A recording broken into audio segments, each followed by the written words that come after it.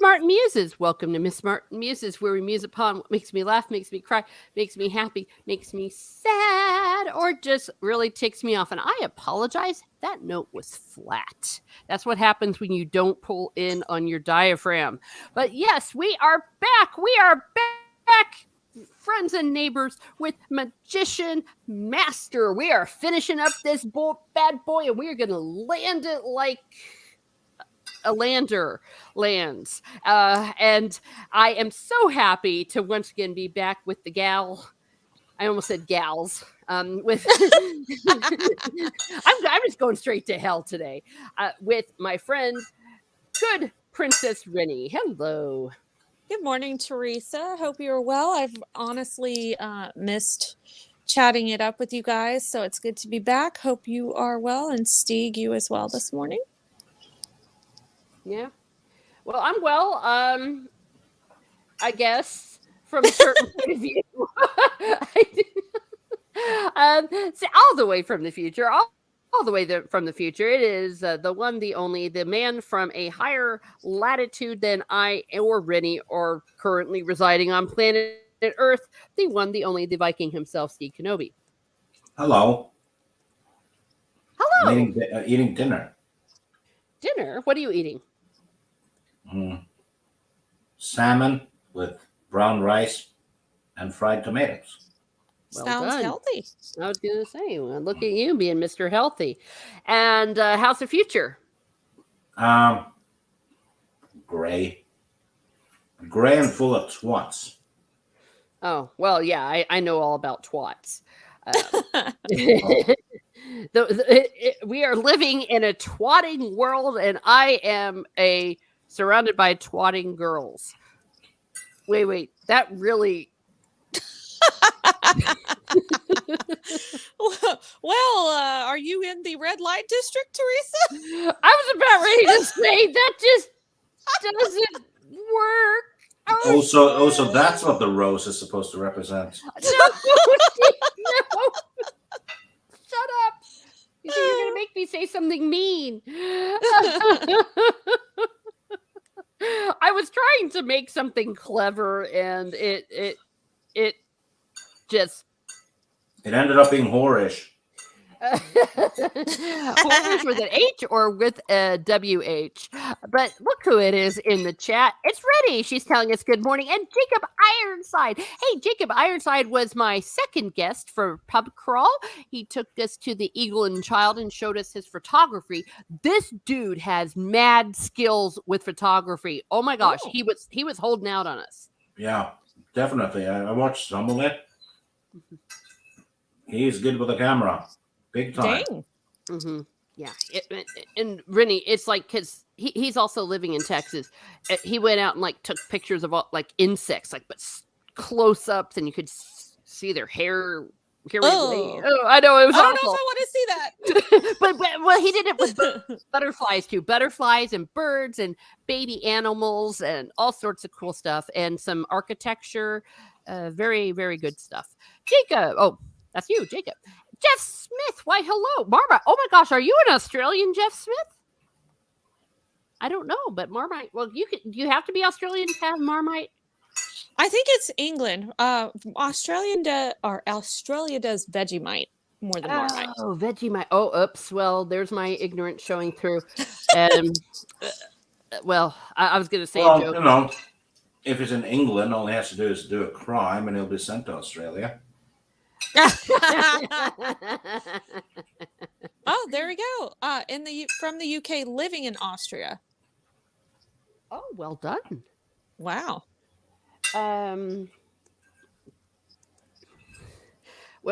Jacob Ironside says, I finished Magician Apprentice, but I didn't go around to reading Magician Master. So sorry, I'll be here next time. Hey, no worries. Hey, never apologize. I am just so happy that he's been reading along with us from the very beginning. Jacob Ironside has been really there and all that. And these books are long. I guess what can I say? And we all have a life.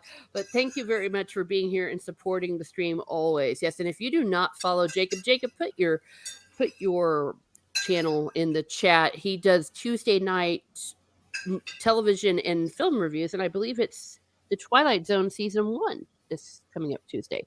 Master starts out with a bang, Jacob. Yeah. We're going to talk a little bit about that, Rennie, because Rennie finally joined us. She joined. She came to the dark side where we have cookies and realizes this. She's enjoying it. I'm giving that away. Sorry, Rennie. I just spoke. No, you're good. She's like it. Well, you outed yourself, and I'm like, yes, I knew it was going to happen, but I wanted to be like gentle and not try to hit you over the head with it. But love this.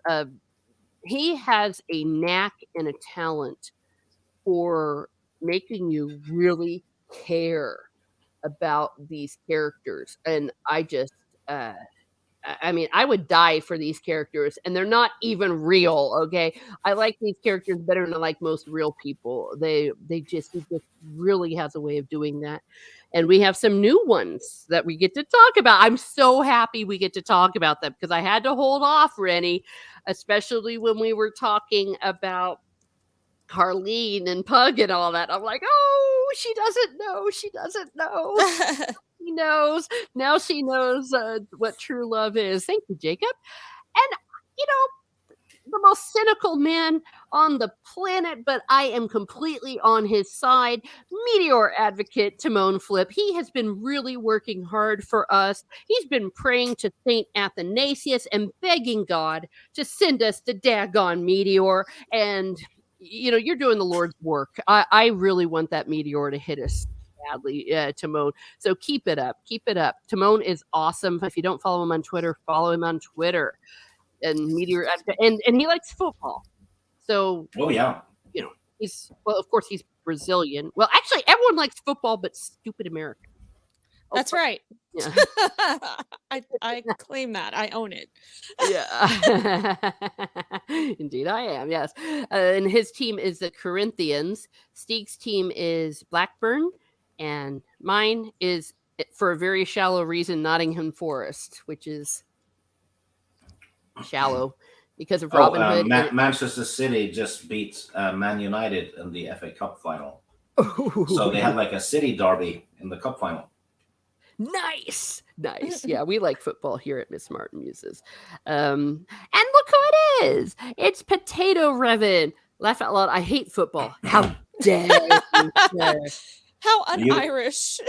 Well, actually, to be fair, is it really un-Irish? Because there's a bit of a history because it's an English sport and all that. Just tell me, Potato Revan, hurling, though. Are you a hurling man? Probably after he drinks. Oh. Hurling is a vicious sport. But I understand. But yeah, they like football in Ireland. I mean, everyone played football and stuff like that. But well, Cork, I mean, technically, actually Cork's football club team and all that, I authentically support with emotional support because I never get to see them play because that is my hometown. And I've been told that you have to support your hometown team. Tater into house. We have I was like, who's the Tater? It's like, Potato Revan, LOL. Look, God, hello. Look, it's a fellow Norwegian. Luffy's got a meteor hitting the earth. What the hell? Yeah, sorry, Luffy. We're done with humanity. And I would ask God to send a flood, but he already said he wouldn't. So. Yeah, don't do that. I'm on the coast. Yeah, that would suck to be him. I mean, he did say every time he saw a rainbow, that was a promise that he wouldn't flood the earth. So we're going to get a lot of reminders this month that God is not going to flood the earth, but he never said no meteor. That's true. Yeah. There's another kind of cool guy I was live streaming with. He lives outside of Oslo. I forget his name. But he speaks English just like you do, Steeg. So you're not. Oh, yeah. So he speaks English just like people who speak English then.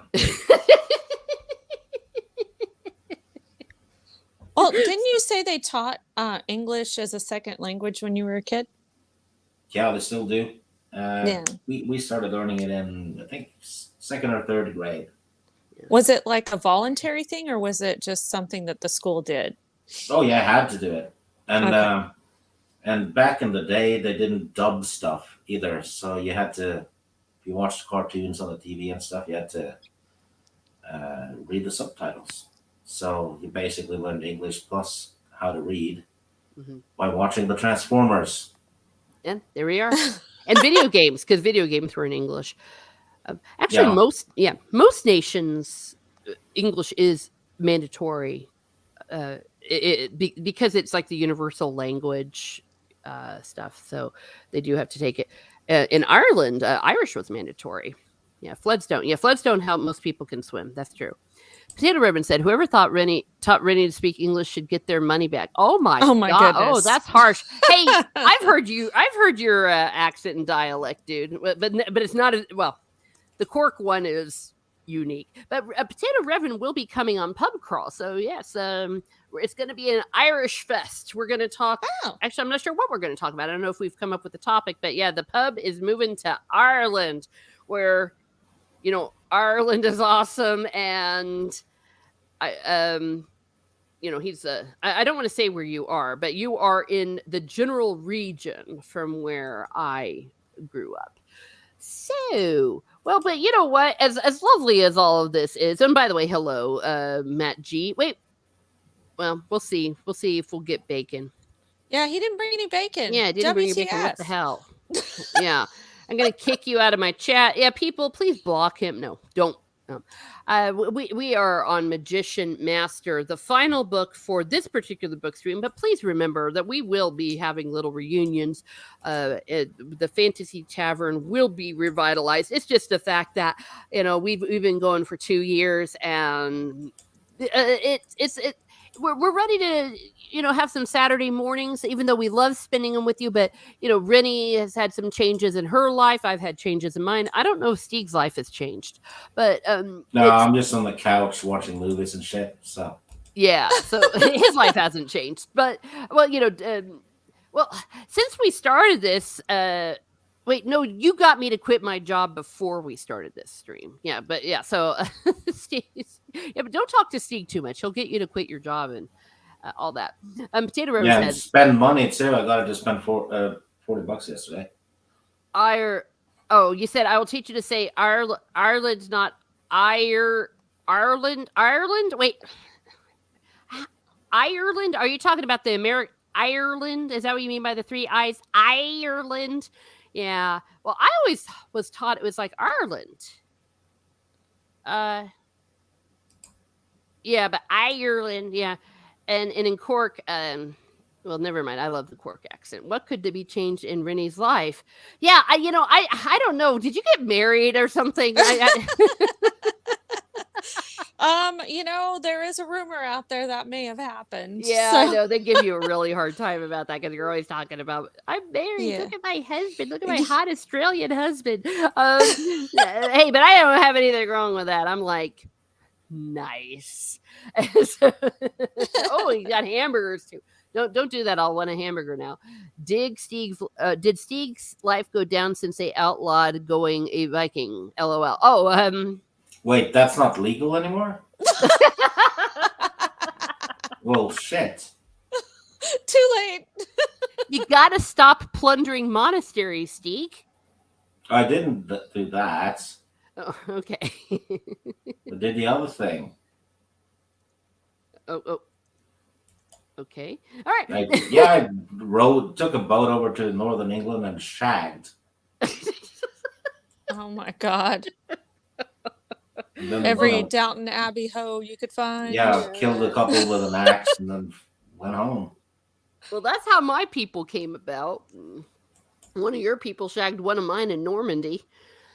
But I digress. Well, we are talking about Magician Master, and we are on chapter 1. How about some general ideas, or rather thoughts, Rennie, about the Magician Master so far? Well, not just chapter 1, just the first 4 chapters, or just chapter 1? Well, you can talk about just in general, Okay. in general impressions, and then we're going to go forward with it. Okay. So I will say, Apprentice was a slow burn. I feel like Master, not so much. So, you immediately go into, okay, what are these characters that we were introduced to in the first book doing that kind of, we don't know what's going on with them. You get to find out, or what's going on with this character development, we get to find that out pretty quickly. So I am enjoying it so far. The first 4 chapters just, went off with a bang for me. And I know Jacob said he was going to leave. So, I did tell him, like, make sure you read it. You'll enjoy it. It's, it just is good from the start. So I'm enjoying it so far. And I am excited to see where we're going to go with this, because I had a couple of premonitions that kind of came true. So I just could feel like this is where it was going. And I'm feeling really good to have that validated. Yay! Well, and I'm happy that we're validated that you like it. Yay! Yeah. And well, I'll tell you what. Technically, this was all one book. So the slow burn was like the first part of the book, and then this is the second part. So we've got he's keeping that momentum, really. Yeah. So in any case, I'm glad. I am just itching to talk with you about a few things that I cannot. But before I do, I want to ask you, which cover do you have of Magician Master?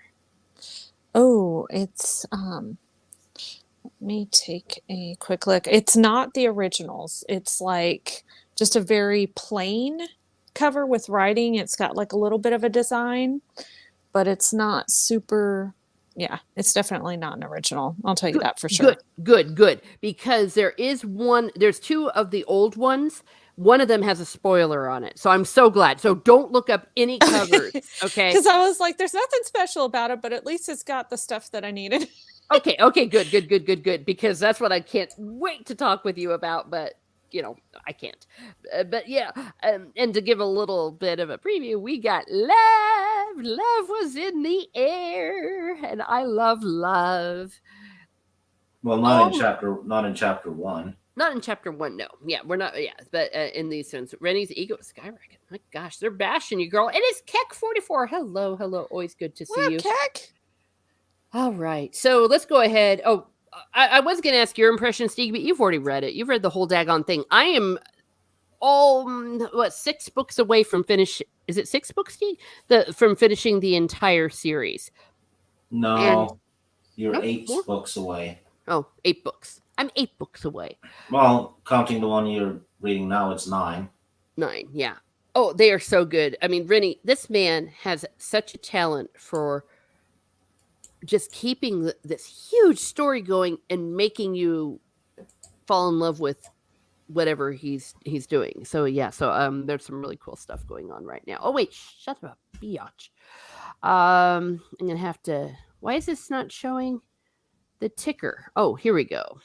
So I'm not gonna. That's a long way of me saying I'm not gonna ask you, Steve. Get over it. But because we know that you have impressions, and we know that you know everything. I mean, he's the one. Steve's the one. He sent me the book, his copy with the keys, and as we all know, Lady Grandmaster loves keys. On her covers, but it's the book all in one. So we are in chapter 1, where oh my gosh, Pug isn't dead. I mean. I knew he wasn't dead, but it's kind of nice to see him back, because he got dumped in that daggone hole, and then he that was it. We didn't really see him. No, he had a chapter after that when he was interrogated. Oh yeah. Oh, never mind. I don't know what I'm talking about. You're right. I completely forgot about that. Oh, son of a bitch. Pardon my French. I pressed the wrong button. So we are now, we have left Midkemia behind, and we are now in the land of the Sarani, and I mispronounced it one time already. It is Kelawan. So here is the maps for your convenience. And when we have whatchamacallit, here I did make a circle to show you where we are. Okay, we start off in the Great Swamp, because Pug has been in this swamp as a slave for 4 years, and everyone else that he came over with is dead. And he meets, or he has met, a bard named Lori, who, I mean, really, I love this man. Lori is really cool. So he Yeah, met, I like him. yeah, and he was a Who- bard that was captured. Who lost his virginity at 13. Well, He mentioned that in the book. yeah, that too. Yeah. Well, you know, But he's from Tirsog, which is in the north of Midkemia. yeah. It's on the map. It's north of Lamut. And Oh, Lamut, which we can't talk about too much right now. Yes, Lamut, and I just like the idea that he was just some bard who was wanting. He's like, I'm gonna write songs and then go around sing songs about all this war, and then he gets caught by the Serani and a slave. But he has also survived, so yay! He's got some perseverance, and we'll also learn he gets to show off his chops. And they have an overseer who is like a bit of the stereotypical overseer, like going, I will work you to death, and all that. And Pug nearly drowned it. He got a big old tree knocked on him, and drowned is not a word. It's drowned. no one expects the grammar police.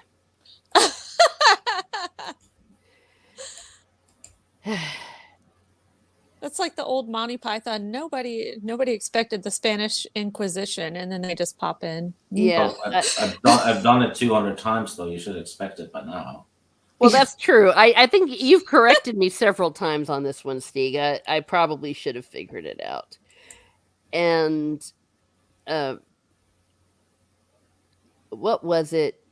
Oh, and then like the guy, I guess, that owns them all or something, said like, you suck. His name is Nagamu.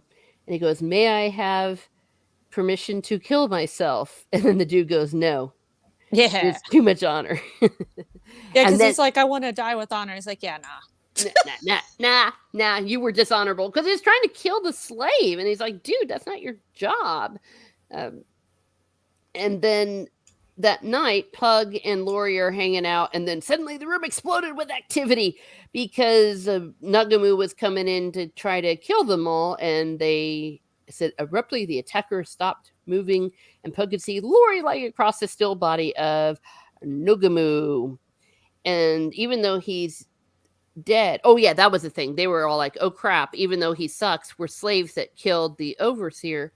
And then the soldier goes, Well, he wasn't dead. He was just, they stabbed him.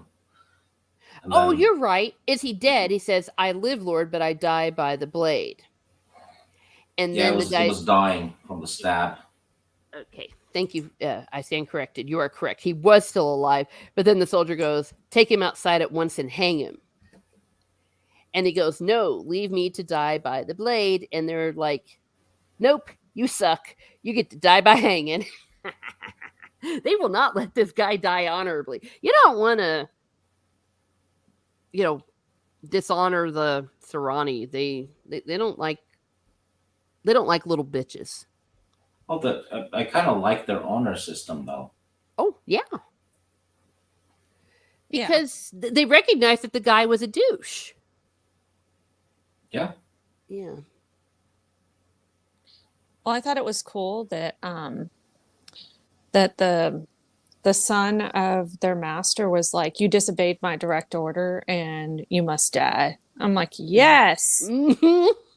Yeah. Gosh, imagine if I would have that kind of power. Right? Another thing, that's kind of unique.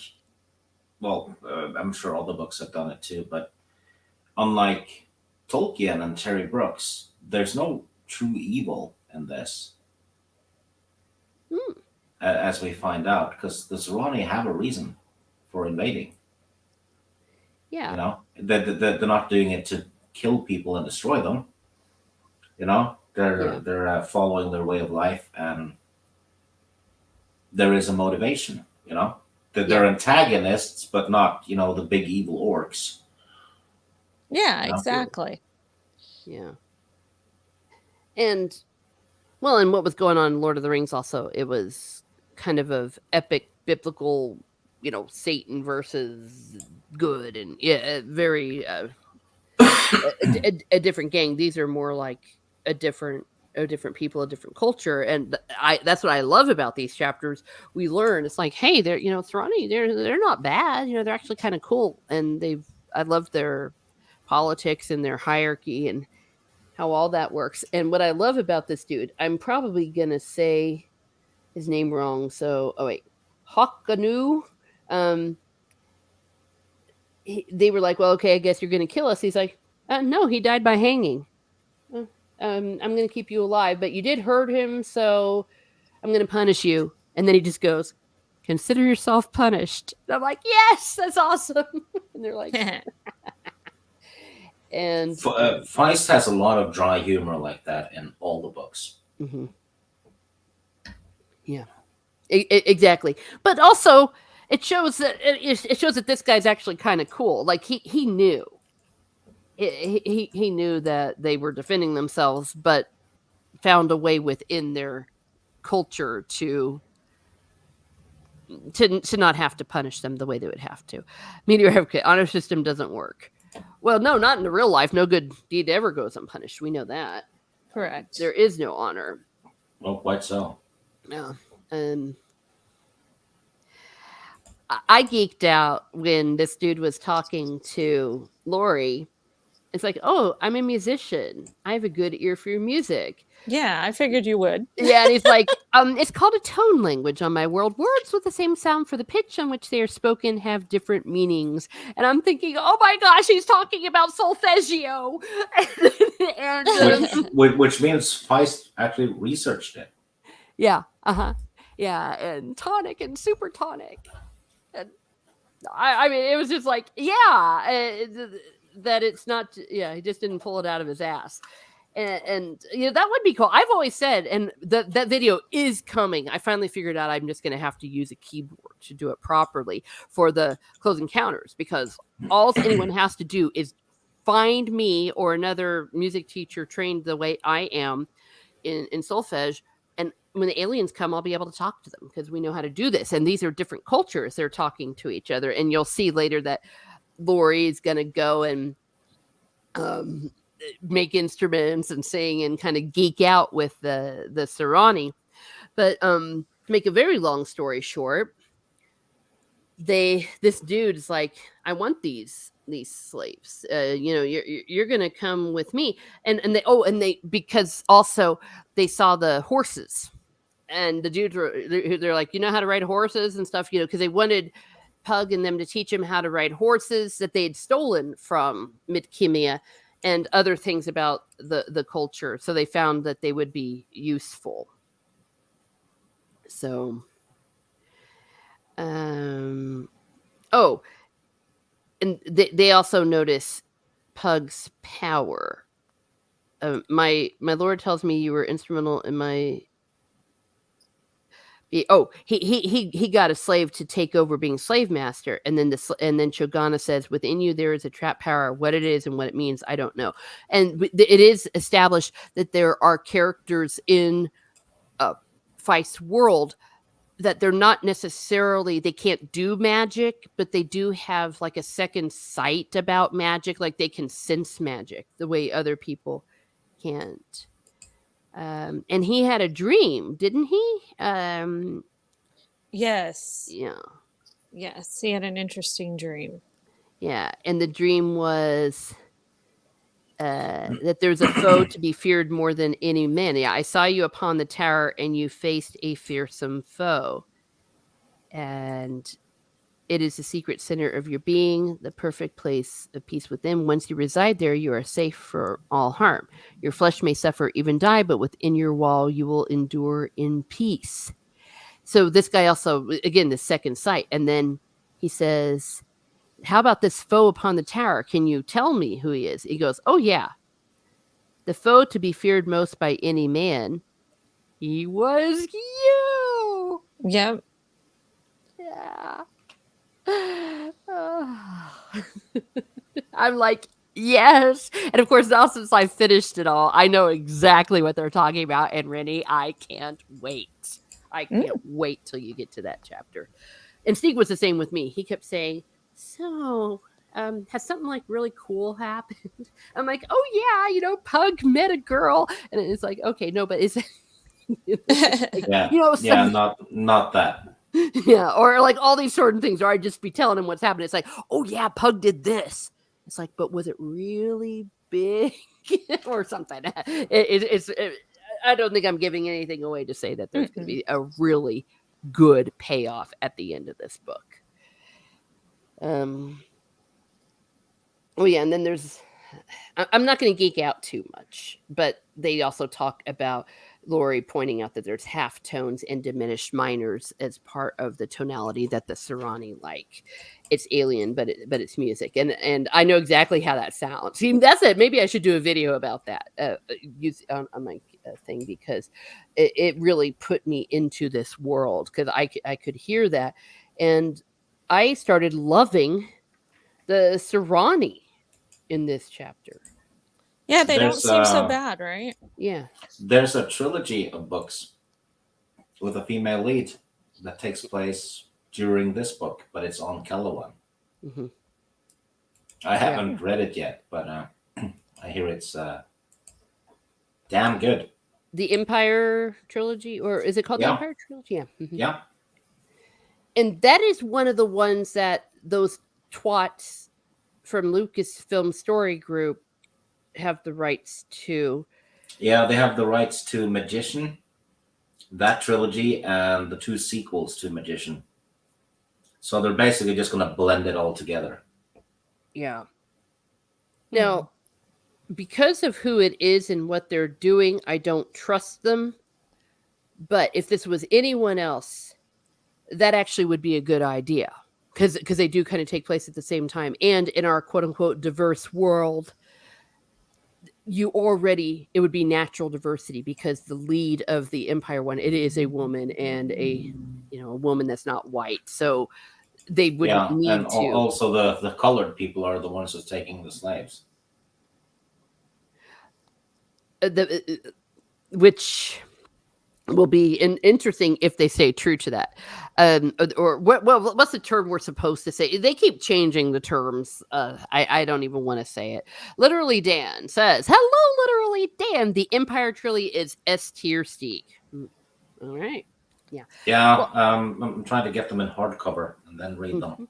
you just need one more, right? Yeah, I'll need the first one. The first one, and that's the one that's hardest to get. Yeah, I love it because I get to shop on Steeg's behalf and at the half price stores when Woo. I find them. Yeah. Yeah, she basically takes pictures, and I'm like, grab that one, that one, that one. Put them in a box, and then she ships them, and I pay the shipping and the books. Yeah. So it's fun. So and I get the thrill of the hunt. So it's a lovely mutual agreement there. And the hardcover ones for the Empire thing are beautiful. All right. Well, let's go ahead and I want to show you some more of my map. I'm not going to go like thing through thing here, but we started off at the Great Swamp, Mhm. and then we go up to Sudan Q, up to the Holy City, and again, just great descriptions, all that, and then over to where his father's estate is. It's at Silmani, I think is how you say it. So that's where we're headed. And guess what? Hmm. There's a pretty girl named Katala that Pug meets. She's dressed in a sleigh's robe and carried a large bundle of washing, and they bump into each other. Reddy, that Yeah. is like the trope. Every soap opera, even like Jane Austen, all of those things. Jane Eyre, that's how she met Mr. Rochester. He was riding on his horse and almost ran her over. It's like he bumped into her and knocked over her laundry. Exactly. Yeah. Or knocked some food out of her hand or drink or something. Or knocked her off, or Well, no, we didn't go there. I was gonna say not quite. Yeah, they are going to end up in bed. Spoiler alert, or not spoiler. Well, these are all spoilers. Check this out.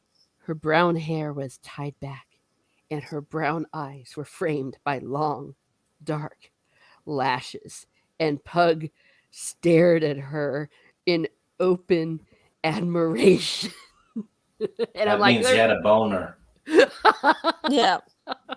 and we're like, they are so gonna bang. And this is what I was just just wanting to spit out all through the first book to you, Rennie, about Carlene. And I thought the same thing you did at first, that Pug was going to come back, and then Carlene was going to be with Roland, and then it'd be a soap opera and all that. Yeah. But he turns it on his head that while Carlene and all that was a crush, first love, if you will, situation, we find Katala, who surprised him by just being not what he expected, but the woman that's perfect for him. And it was just really, really cool.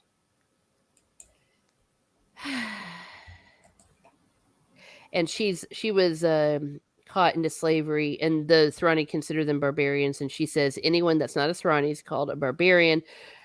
She was kidnapped. I think they were all killed, if I'm correct about that. Her people, or I at think least so. her family, and then she was taken in slavery. And that pretty much brings us to the end of this chapter. So I'm going to open it up to Rennie first. What'd you think? Yeah, like I said, this book starts off with a bang, so I liked the chapter. But it's a 4-year time jump, so Pug is what, 19, I think now? I believe Is so. it? Because he was And 15 when he was enslaved. yeah, so he's grown a lot, and it's interesting to see that he hasn't used magic at all in these last 4 years. He's just been serving his masters, so to speak, and so he hasn't done any practice or whatever, but still the sense of the natural talent being there has a lot to say about him. So I'm like, haha, I was right. So I thought that was pretty interesting, and to know that we can expect some great things coming from him is good. Yeah. That was the other thing. I was biting my tongue, but I mean, you can't call it a spoiler when it's just so obvious. Yeah, that's what was happening. That he couldn't really get the magic of Mid-Kimmy. It was like there was something else that was needed. exactly. Well, another thing is the brother of the guy he went with to this place is Kasumi, who was in the final bit of the previous book. He's actually in charge of invading Mid-Kimia. Oh, that's He's- right. He's one of the generals. Mm. Oh, So small worlds, I guess. yeah. No, completely. And it's all connected. Yeah, and Kasumi is an awesome character. Yeah. Nobody can tell me he's a villain. No. None of them are. Obviously there's some that are, but just like in any world, you're going to have good people, bad people. So, and we get it from a certain point of view. Mm-hmm. Anything else, Steek?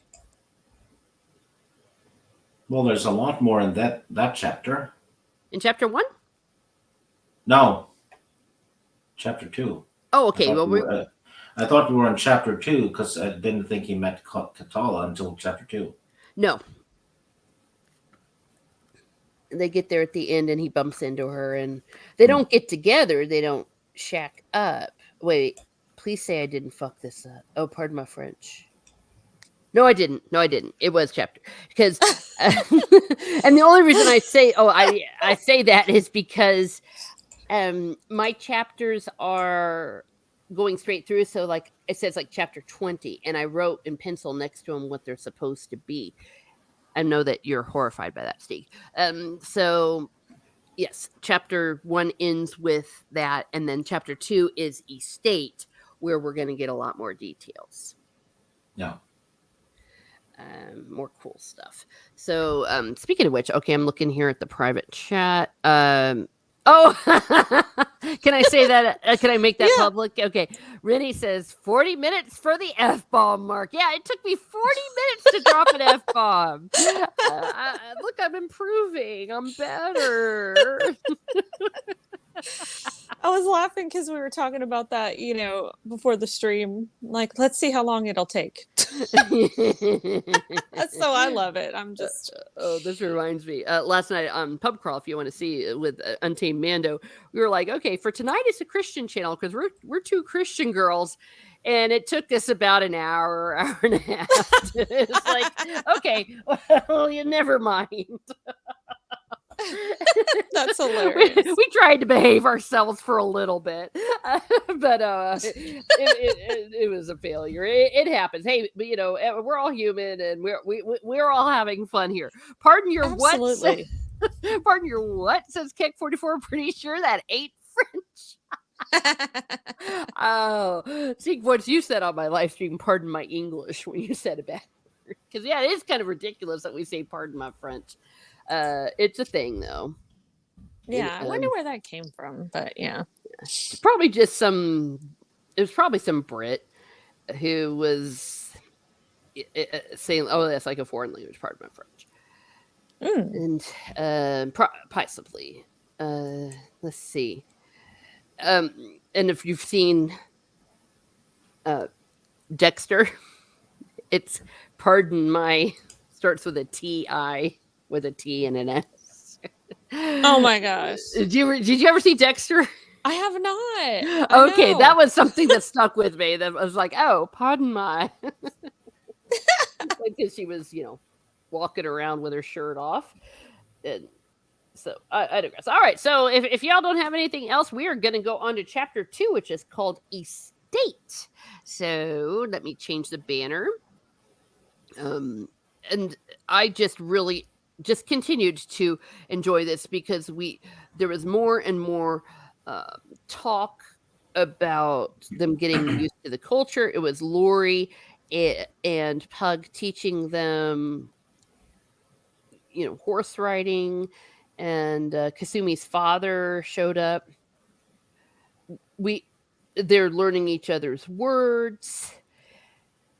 But there was a few moments where Pug almost kind of felt like, and I even got a bit fooled, that they're more like comrades. But he said on a few points, says, don't forget, I'm your master and you are still my slave. You're to teach us things and all that, but you're still a slave. Get over it. Not get over it, but just a reminder. Yeah. And I think this is where we find out that Lori, his background, he lost his virginity, as Steve said, at 13, and he's got a girlfriend named Almarella, who's a roommate of Katala. We learned about the way the hierarchy in politics works in the Serrani. Basically, a man is king over his own estate. Really, there can't really be any interference, that he rules supreme. But as far as the whole empire, there's like 5 factions, 5 dynasties. And that make the decisions, and there is an emperor over them.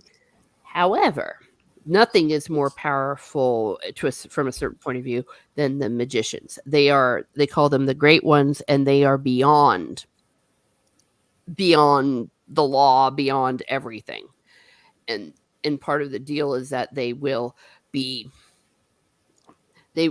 working for the good of the empire, but they are still an entity of themselves, unto themselves. Hello, Matt L. Thank you. Is it Matt L or Matt I? I hate the way they don't do a proper one. Thank you. Oh, that's a good question. I'm not sure. Yeah, but hello. Yeah, word is it? English right. So I like that. Hello, everyone. Saying hello to everybody. Thank you for being here. And Pug decides to give us some details, which will come into play, Rennie. So I'm going to highlight this. That even though they have a hereditary monarchy in Midkemia, technically it is always the Congress who elects the king, though it is only, quote, a matter of form. Because when they elect the king, it will almost always be the firstborn son of the king. However, if there's ever a question or there's not an heir or no clear successor, the way they will stem civil war is for the Congress electing it, and the decision is final. It's not like you can say later, oh, I don't agree with this. It's like, no, the decision is final, and so that they will ratify the king. So just keep that in mind a little bit. And oh yeah, the warlord. That was what. Okay, Steve, I'm gonna put you on the spot. The emperor and the warlord and all that aspect of it, is that Well, the warlord is basically military. okay? And while the emperor is like the emperor, and it says he rules in the name of the emperor, though the emperor could overrule him. Yeah, complex stuff. Yeah, and it says, did the emperor ever in fact overrule the warlord? Asked Lori, and he said never. Yeah. And the great ones are outside the law and have no clan. I missed this the first time I read the book, is that while great ones can marry and have children, all of that, once the children come of age, they have to kick them out, kind of. They return them to live with their former families. Sounds kind of weird. Yeah. Because if you're going to let them have a family, let them have a family. If not, I mean, I understand why they don't want to keep those familial ties, because technically it could cause issues within the great ones. But I was like, dang, that's kind of harsh. And it turns out that this one dude, who is a brother, we thought that these two guys were brothers. I'm terrible with their names. Kasumi and I forget what his brother's name. Hakanu. There it is. It's really not his brother. It's his cousin. And and before he became my brother, he was a great one's son. So it's like, dang, that's kind of sucking. But that's the way it is. And then meanwhile, Pug is so clueless with Katala. It's so cute though. Yeah. It's like, why is she so mad at me? I didn't do anything. Yeah, didn't she like kick him or something? Yeah. It's like, she kicked me. Yeah, exactly. And Lorg's like, oh my gosh, how dumb are you? She wants you to make a move. And he's like, but Carlene. And Lori's like, come on, Pug. There's many ways that you can love someone. Sometimes we want love so much we're not too choosy about who we love. Other times we make love such a pure and noble thing no poor human can ever meet our vision. But for most part, love is a recognition, an opportunity to say there's something about you I cherish. Aww. And so basically he's saying, love is, oh, and then here's the thing. And they're talking a little more about Carlene, and he's realizing that what he felt for Carlene was different from what he feels from Katala, because he says, just thinking about Katala makes me hurt. And he goes, and it's like, oh, he's like, I've known the ache, and I must admit your taste runs to interesting women. From what I can see, Katala's a prize, and the Princess Carlene. And then Pug says, I'll make a point of introducing you when we get back. So that's cute.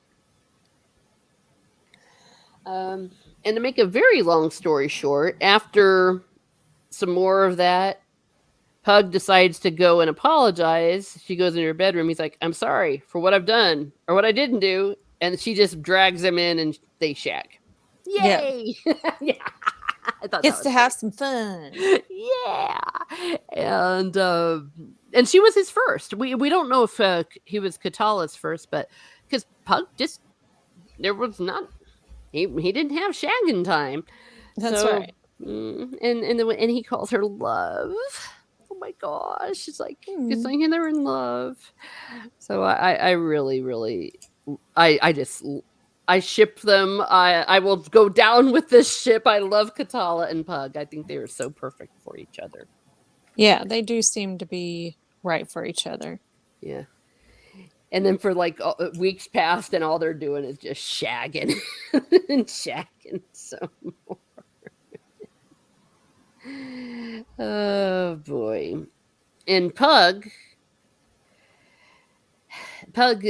wants to marry her, and he asks Tommy, and Tommy's like, dude, slaves may never be freed, and I mean, I guess you could ask for her to marry her, but don't.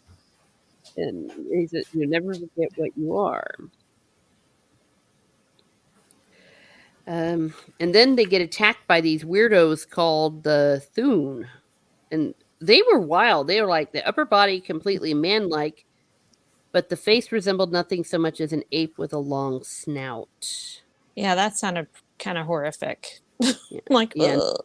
yeah, and the Yeah, entire body except the face covered in fur. maybe like their versions of trolls. Yeah, Hmm. maybe.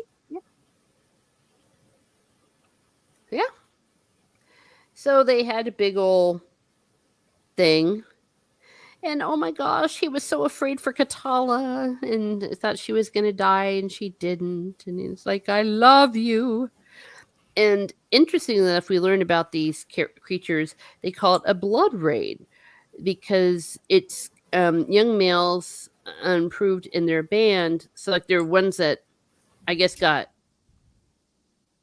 disgrace, and the way that they can be brought back in if they go and raid and kill at least one Sarani so that they can get back in with their clan. So that was Mm. part of what it was. And then they keep saying, and Pug keeps asking again, I want to marry Katala. And he says no. And then he goes, there are reasons, Pug. And Lori, he meanwhile has made his an own instrument and got the people to make it the way that they needed to do. He instructed them. It reminded me a little bit of Tulip Steak, Lori, or did Tulip come from Lori, the bard in our Conan game? That he just really knew his music and was really skilled, and then sang for everyone. But meanwhile, there was a great one there. There was a magician visiting who just keeps looking at him, and the magician, the great one, keeps going, "Who are you?" And they're like, "He's a slave." And he's like, "I'm talking to Pug or something." And he's like, "I'm called Pug," but he's like, "No, who are you?" It's like, I'm a Duke of Cryde's court. And then finally he says, who are you to stand here radiating the power? And he goes, I am a slave, master. And he goes, give me your hand. And his hand was taken by the great one. The man's lips moved and his eyes clouded over. And he says again, who are you? But now in his eyes was a sign of deep concern. And finally he goes, I am Pug, apprentice to the master, to the magician, Colgan. And then the Lord of the Shawazani, he was like, dude, I had a magician as a slave. It's like, how is this? But the great one just goes, nope, the slave is no longer property of the house. He is now a province of the assembly. And boom, just takes Pug and goes. The end. Yeah. It's like, dude. Dun, It's like, dun. did that just happen? Yeah. And it also shows the way the power of the magicians, the great ones. It just wasn't even a question. He's like, no, he's mine. He's not a slave. Bye. And I was like, oh my gosh, Pug. I mean, I guess he got kidnapped. I mean, Rennie, what do you think of all this? Yeah, it was I don't know, it was quite interesting to kind of kind of go, okay, what's going on here? And, you have to wonder, are they going to be using him for their own selfish needs? Do they sense his power and like, oh, we can use him to take over, this world or these people or whatever. So I just found it, yeah. I thought it was cool because he's, even though he's still kind of a slave, he's really not so much from what I'm gathering. But, you just don't know. It's like, with the whole absolute power absolutely corrupts, what are the plans with Pug?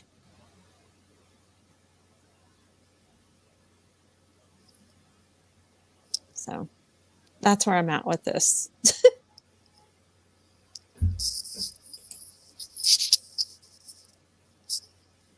I guess. Did we lose Teresa? I guess so. It's Yeah. kind of quiet. Yeah. So those are my thoughts, Steve. What were your initial thoughts? Well, it was foreshadowed because they Yeah. explained how the hierarchy works, but yeah, there she goes. Oh no. Yep. She dropped Yeah, out. she'll be back. Probably Yeah. a router or something. How did you like the Sirani society or the world building that went into it? Well, I thought it was interesting. So, I don't think it's this chapter, but the chapter where they talk about the weather and how horrendous it can be. I was just like, well, that sounds kind of like Texas, but it's interesting to see like the different landscapes or to read about the different landscapes and the different protocol in society. So like, yeah, they have like the 5 great ones, so to speak, which I thought, I'm like, so are the like, I guess like, are these basically considered like the governors of their area? Or I know they kind of refer to them more as emperors or whatever, but I don't know. I feel like it's more like, like a governing system. I don't really care for the whole slavery thing because that just, it sounds like some of these, depending on whoever is in charge of each, company or whatever, they could either be treating these people really, decently or really horribly. And when what's his name came along in chapter 1, and he was like, we actually have to, kind of feed them and treat them semi decently, and we might actually get more production out of them, and it'll be mutually beneficial. I thought that was a nice thing. But yeah, I think there's some things that could afford to be better, but at the same time, I thought it was interesting, like for instance, they also know how to play chess, but they call it something different, right? And so there is a bit of civilization to their society. It just sounds like it's a little bit behind on that front to me. I don't know. How do you feel on that? Well, we get some of the explanation for that in not the next chapter, but the one after that, Yeah, when you get a lot of history, that's true. which seems to tie into something Thomas is experiencing too. Which, Because there's a link between what he's going through and what happened with the Serrani and other things.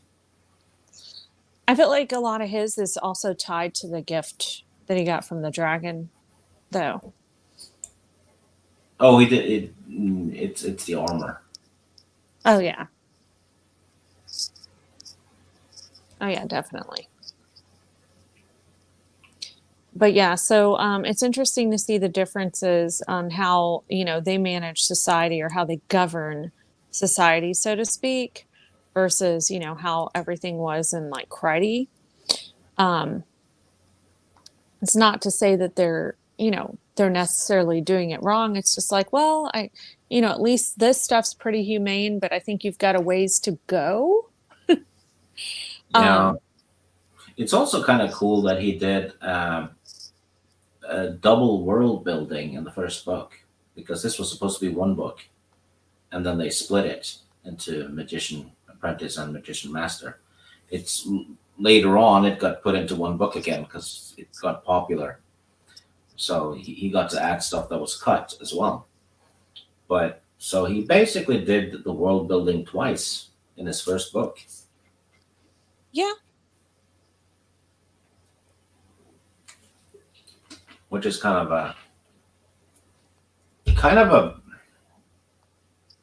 a big undertaking for someone doing his first novel, because the inclination would be to play it safe.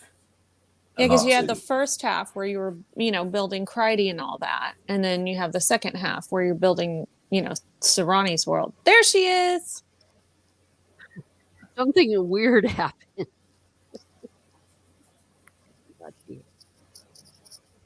Well, we kept it going. I'm assuming you did. Yeah. So where are we Yeah. now? We No, were still we're just talking in general about the Serrani and world building, and Cool. you're gonna have to go back and listen to it. I That's right. will. That's mean though. I think I know what happened, but I'm not happy about it that it happened. So I'm gonna have to deal with some of my issues here. Well, that's great. I'm sure it was a fantastic discussion, and I will listen because I do love world building and all that. So, is there anything you want to add in before we go on to chapter 3? I think I'm good. Mm-hmm. Yeah, just good fleshing out of the Serrani culture, and Kasumi, who is vital to the story. Yes. And he is learning about Midkemia any way he can, even learning how to ride. I like him so far. He seems like, a pretty nice guy with a decent head on his shoulders, and he's not like super like I'm above you guys and bow down kind of thing. So I like him. And he wants to learn culture. So I agree. I really like him as well. Oh no. Albie Quirky says, hello, Albie Quirky. Great to see you. Like, share, and subscribe. And as always, everyone listening in too, please. Miss Martin was abducted by a great one. That's what happened. They sensed my magic. there we go. Yeah. Well, and that bastard Feist, because he hates us, instead of having us have more Pug and finding out what happened to Pug. No, they can't do that, the bastards. What they have to do is go all the way back to my boy, Thomas. Oh, wait, that's not the right button. I need to cancel here.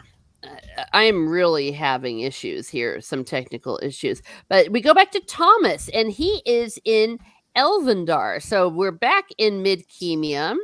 Here we are, for your convenience, with the elves.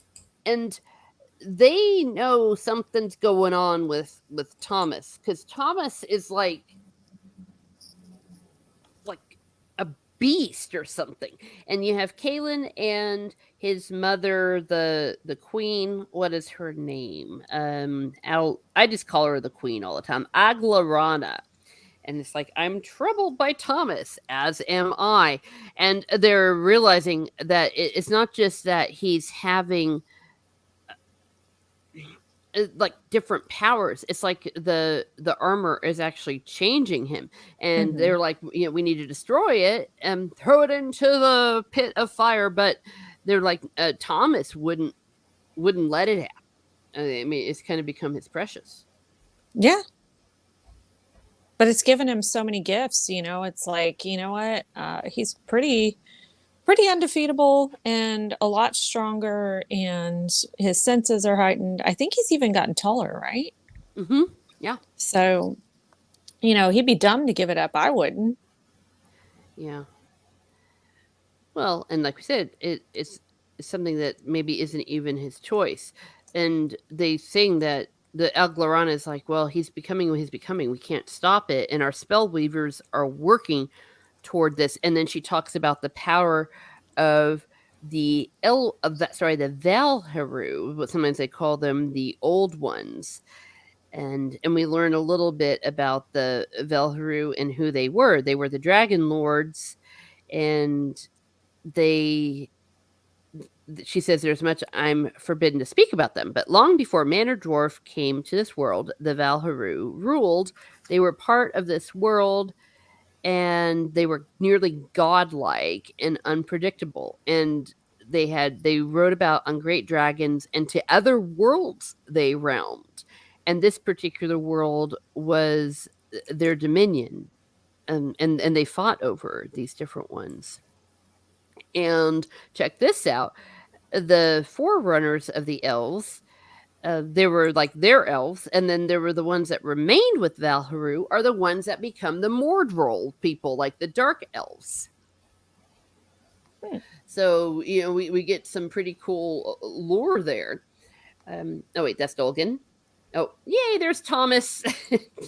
Just sitting around going, look, I'm powerful. And here, whoops. Oh, look at look how pretty she is. This is a picture I found of her. And then Steek had a picture of, oh, wait, maybe I didn't put it up, of the Valharu. Oops, let me go ahead and I'll get that up. But there she is going, oh, I'm so concerned. And there was something called the Chaos Wars. All servants of Valharu were given freedom. The old ones were never seen again by elf or Mordrol. And then there were great rifts in time created, and it's through these rifts that goblins, men, and dwarves came to this world. So this is where my brain explodes a little bit, because I'm feeling like they just opened up like the whole universe. So this whole idea of these rifts, these are rifts like all over the universe, and that's how different people, like the different races, the dwarves and all of these, ended up in Midkemia. But also the same for what had happened in the Serani world, because they had things like dogs, for example, with long before there was any interaction. So Well, there's it's going to be showcased a little bit from that angle in the next chapter. mhm. Yeah. So there's parallels between this and the next, isn't it? Yes. Yeah. Yes, indeed. And I like it how he's slowly but surely bringing it all together. And it's, as I keep saying, it's all connected. But I really like it. And that there is the possibility, though, that Thomas is going to have to make like a Luke Skywalker choice. Will he be of the dark side or will he be of the light side? Because apparently this Ashen Shugar, that he's kind of being possessed by, for lack of a better word. It's kind of tricky. Yeah. That he can be terrible, and in the sense of just so powerful. It's something that they cannot possibly imagine.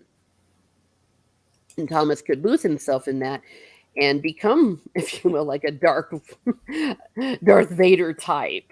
Use it for ill, but is it possible to even use it for good? Some thoughts I had. Yeah, that's a good point. I don't know. I'm going to try to bring up. Yeah, he needs to be careful. And also, as we're learning all of these things, we're also learning, oh, I have feelings for Thomas. Then we're realizing that the elf queen, they're falling in love, and they're like, but he's a human. You can't do that.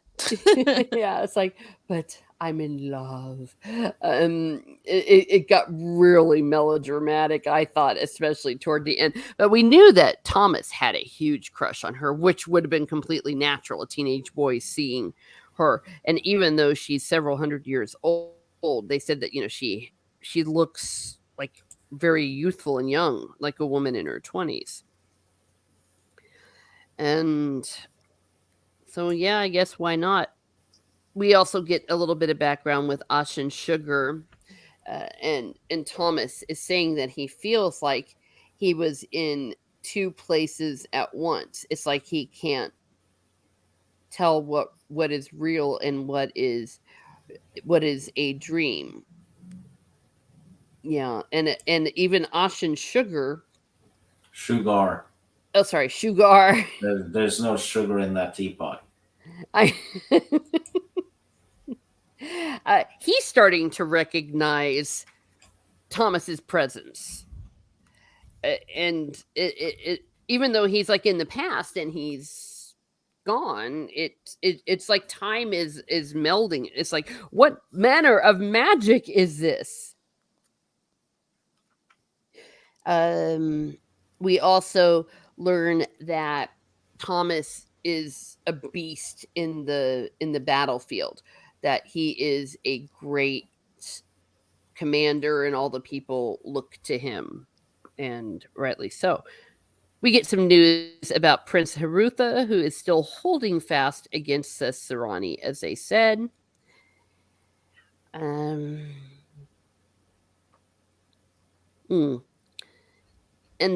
this actually happens. Not only does Ashen Sugar start to notice the presence of Thomas, they actually kind of start to talk to each other. Thomas is like, "You're afraid. Change is coming." And Ashton Sugar says, "Who are you?" And he goes, "I am you. I am what you will become, and I am what you were. I am Thomas." Dun, dun, dun. So that's what blew my mind. I feel like I'm in a realm of weirdness with these things. What do you think, Rennie? Yeah, definitely. It's a lot to take in with Thomas. So, I'm curious as to see where, everything's gonna go. But I don't know, especially like, see, with me, I'm more interested in like what's gonna go on with him and the Queen. Because so I'm very curious on that front. But yeah, so far really enjoying it, enjoying seeing him come into his own, having that sense of confidence and competence, whereas maybe he just wasn't quite there yet. So yeah, I am enjoying his side of the story, but I will be honest, I'm more interested in the, what's going on with the Queen, but I also want to see, what happens with Pug more. I am more interested in his story at this moment. All right. Well, that's fair. And these seeds are being planted for something obviously that's going to be coming later. Steve, what do you have to say? Well, it's all kinds of awesome, and it's the lore is linked with Kellerman's lore of the what happened way back with the Chaos War and all that stuff. But there's more stuff in this chapter though. Yes. Some guy returns, so Rennie wanted to see more of. Yes, I know, and Yeah. you talk about badass. Exactly. Yes. Okay. We'll get there, but I do want to point out that the Queen is pretty adamant. We are not going to allow, the elves are not going to allow the returns of the old ones. It's just not going to happen. That's what she says. And there was a bit of Days of Our Lives school when Thomas goes, "Do you feel nothing?" He's like being this stud man. I loved it. All right. Yeah. So meanwhile, as we've established, he's becoming Austin Sugar kind of by spirit something or other. And the Queen's like, the elves aren't going to allow this to happen, the old ones. And all of a sudden, this dude just randomly shows up. And who is it, Ready? I don't want to, well, I don't want to say, no, it's, Do you remember his name? It's okay. no, that's why I'm like, oh my God.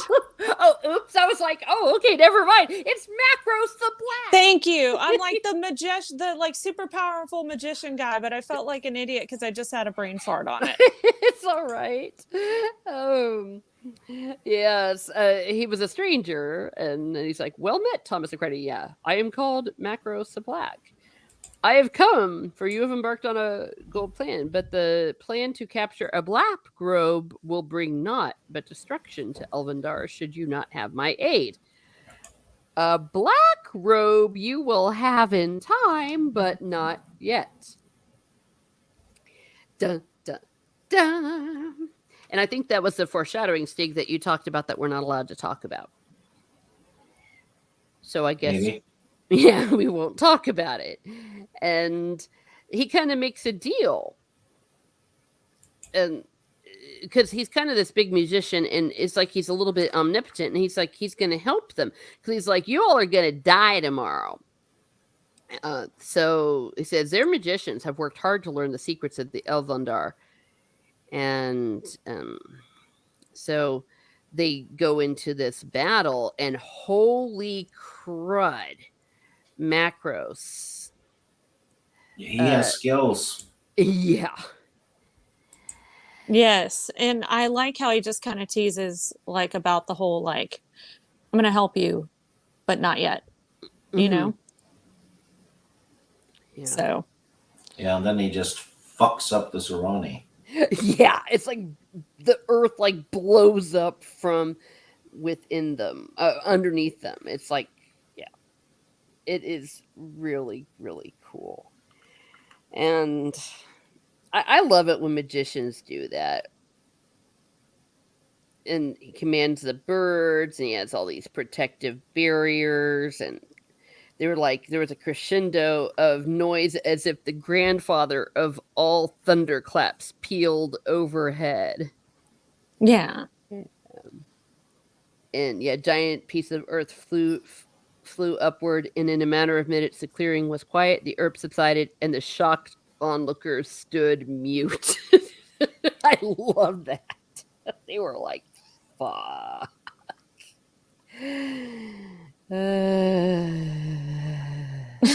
It was great. It was great. I just was like, this is just too cool. And Macros also gives some insight into Ashen Sugar and the fact that Ashen Sugar wants to protect the world. He has he feels an obligation to protect Midkemia. Side note, you know how Colgan was training Pug, and Colgan's very old and very knowledgeable and all that stuff. He doesn't hold a candle to Macros. If you look at use magic, Macros decimates them. Colgan has shown nothing of that sort whatsoever. Yeah. Yeah. While we like Colgan, he's not,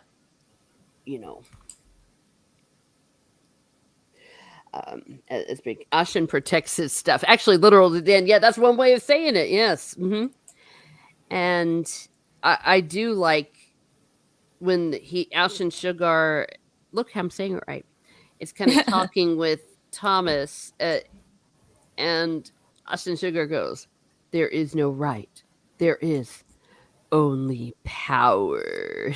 And I'm like, I'm just wanting to hear Darth Vader's theme, playing.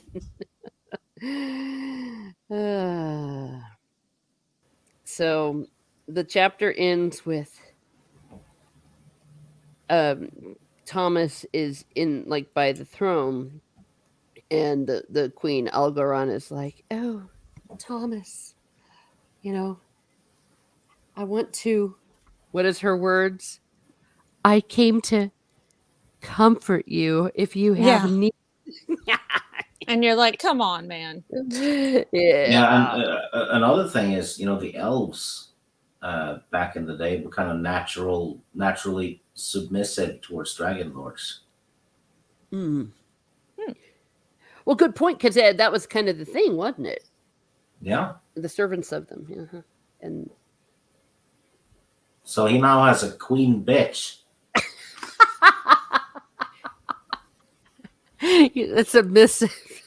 Oh my gosh. Oh no, yeah, 50 Shades of Elves, Elvendar, I guess it would be, but I gotta admit, when Thomas turns to her and goes, "My need is great, lady,"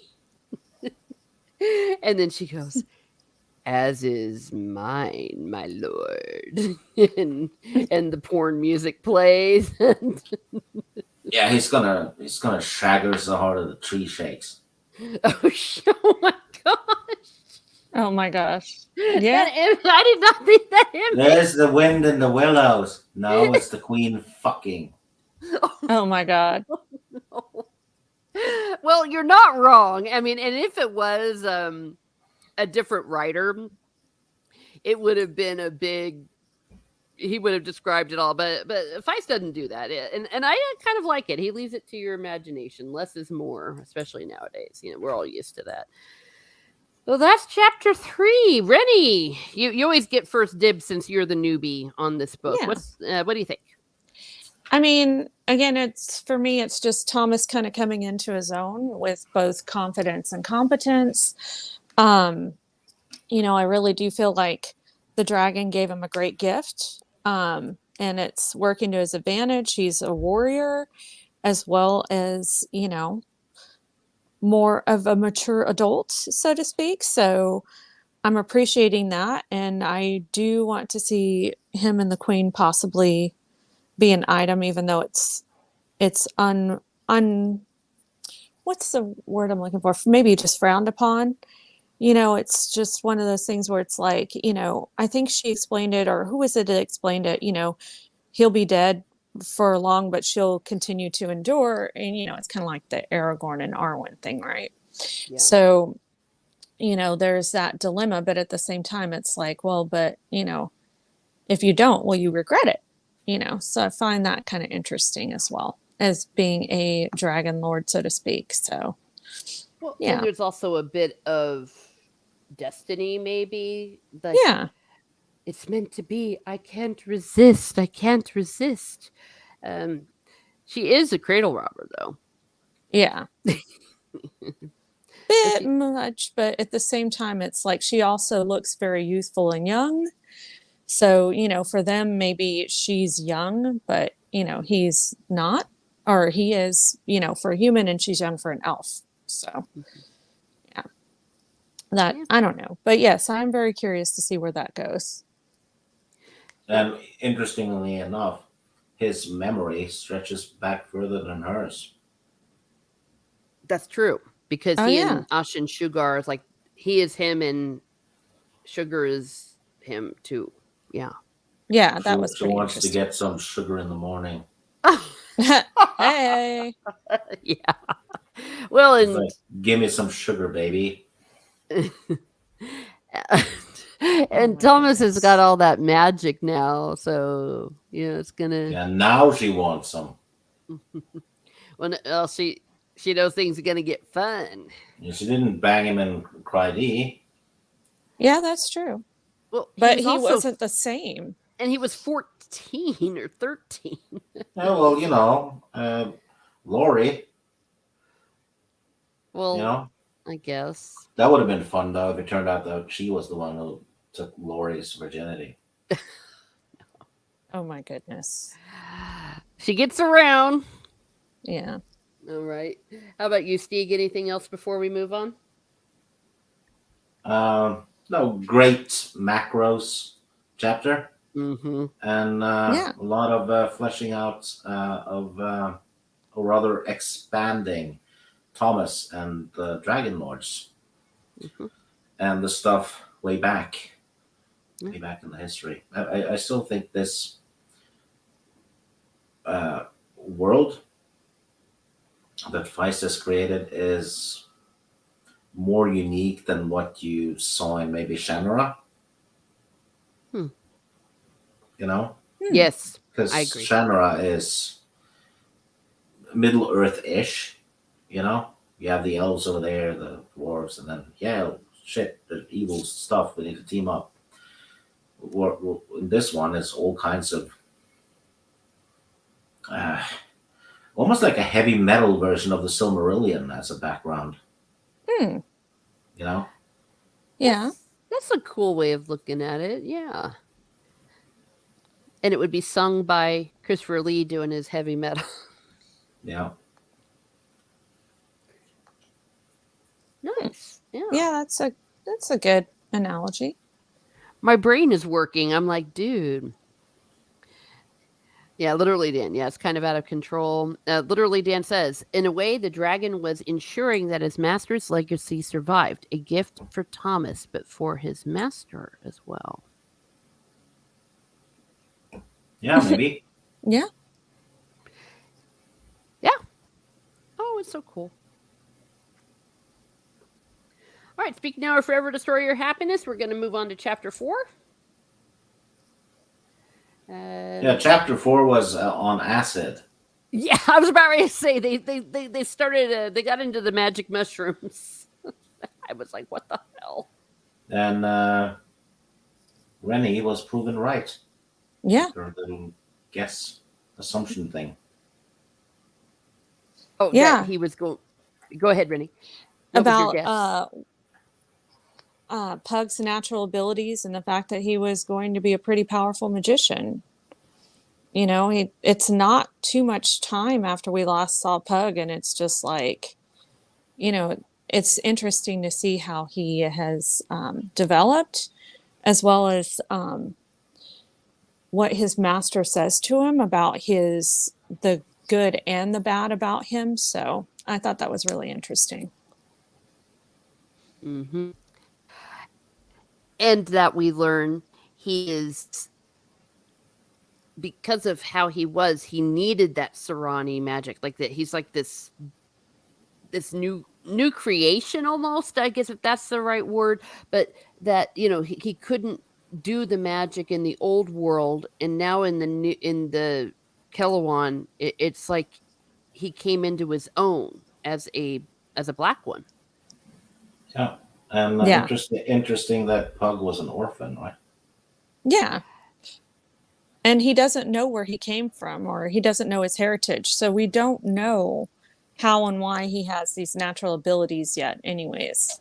So Yeah. Maybe his parents were from Kelowon or something. yeah. We don't know, because it did say that there might have been people from Kelowon before in Mid-Kemia. I don't remember. That's the thing. So I'm not trying to spoil or anything. I simply don't remember. I'm just musing. I don't think we ever learn. At least we haven't so far where I am, and it's been like 200 years, crying out loud.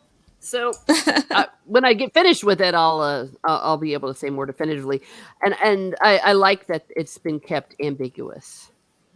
Yeah.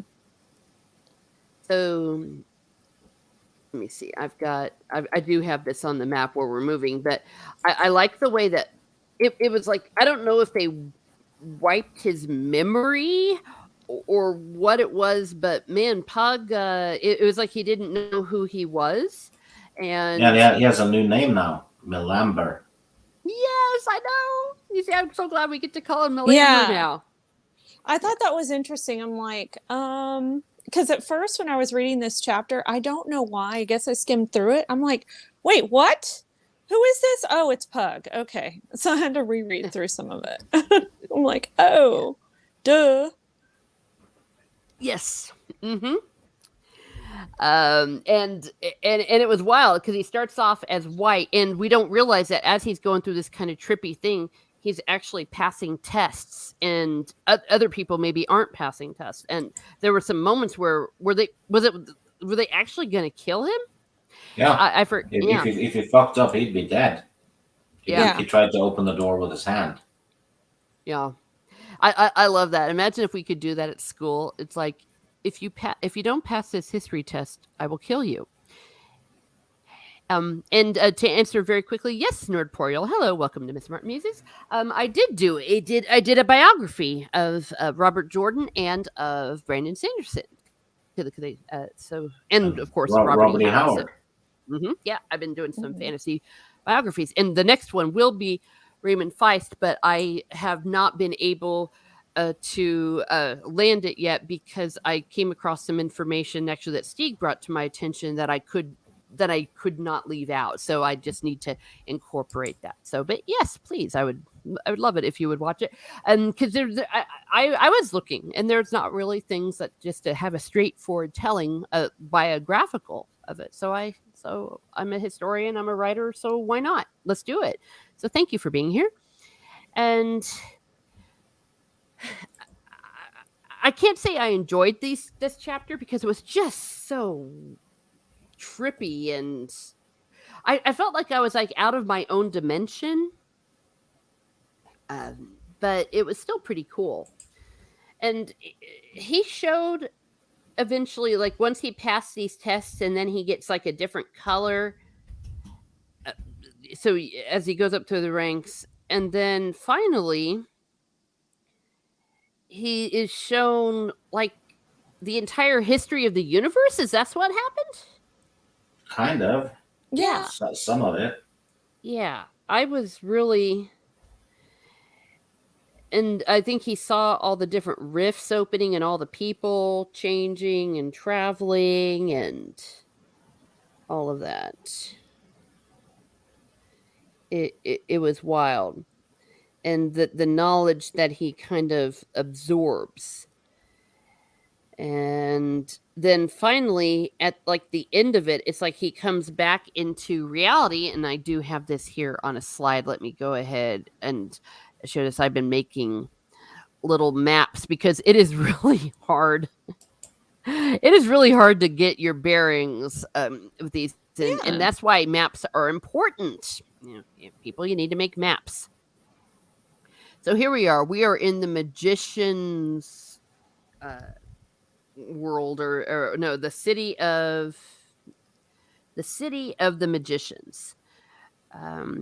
So we're far away from our friends, and he has a discussion with a magician who is called Hawk Apoda, and we get a little bit of details about. He says there's concern about his past since there's a war going on with his home. So it's like they got a magician, but he's from Midkemia. It's like, but he's now in something called the Association, which is made up of the Great Ones, and they wanted to kill him. I guess because they felt like they couldn't trust him.